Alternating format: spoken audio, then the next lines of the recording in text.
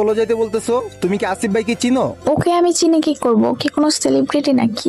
আরে বুঝলাম না রবিউল, এ মেয়ে এসব কে বলতেছে? আমাকে অপমান করার জন্য গ্রুপে অ্যাড দিছো? আরে আসিফ ভাই দাঁড়ান, আমি দেখতেছি। এই তোমার কি মাথা ঠিক আছে? তুমি কাকে কি বলতেছো? আমার মাথা ঠিকই আছে। আমি বললাম না আমার বয়ফ্রেন্ড আসবে, আমার বয়ফ্রেন্ড যদি ওকে গ্রুপে দেখে কিক মেরে দিবে। আরে তোর বয়ফ্রেন্ড কে রে? ডাক তো গ্রুপে। আচ্ছা ঠিক আছে, দাঁড়াও ডাকতেছি।